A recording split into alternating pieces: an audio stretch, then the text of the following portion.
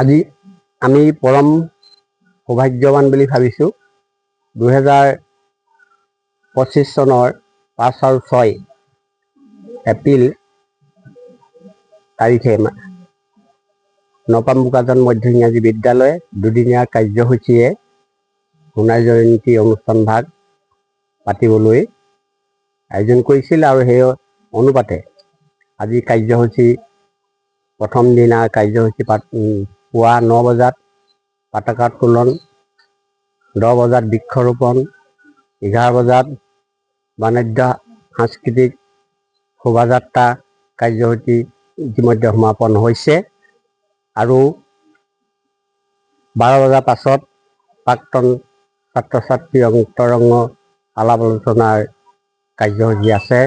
তাত সকলোৱে নিশ্চয় অংশগ্ৰহণ কৰিব আৰু কালিলৈ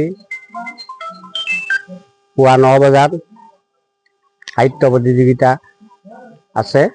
ইয়াৰ পাছতেই মুকলি সভা অনুষ্ঠিত হ'ব। মুকলি সভালৈ আমি বিশিষ্ট ব্যক্তিসকলক মাতিছোঁ। দিখৌমুখ কলেজৰ ডক্টৰ ৰঞ্জিত কুমাৰ বৰুৱাদেৱক আৰু সোণাৰী কলেজৰ প্ৰবক্তা ডক্টৰ সুনীল কুমাৰ দত্তদেৱক আমি আমন্ত্ৰণ জনাইছোঁ। ইয়াৰ উপৰিও সমাজকৰ্মী, বিশিষ্ট ব্যৱসায়ী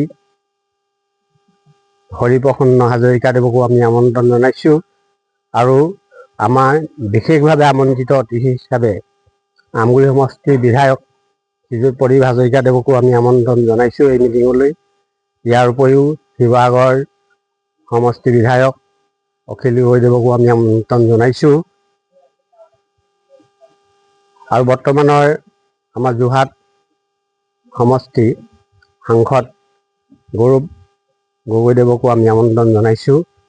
আমি ভাবিছোঁ নিশ্চয় তেখেতসকলে আমাৰ আমন্ত্ৰণ ৰক্ষা কৰি এই অনুষ্ঠানত উপস্থিত হৈ আমাৰ অনুষ্ঠান ভাগ সাফল্যমণ্ডিত কৰি তুলিব। ইয়াৰ উপৰিও ৰাতিলৈ আমাৰ সাংস্কৃতিক সন্ধ্যা আছে। তাতো আমি দুজন বিশিষ্ট গায়কক আমি আমন্ত্ৰণ জনাইছোঁ আৰু সেই অনুষ্ঠানৰ লগতে মুকলি সভালৈ সকলো ব্যক্তি আমি আমন্ত্ৰণ জনাইছোঁ যাতে আমাৰ কাৰ্যসূচীত সকলোৱে অংশগ্ৰহণ কৰি আমাৰ কাৰ্যসূচী সাফল্যমণ্ডিত কৰে।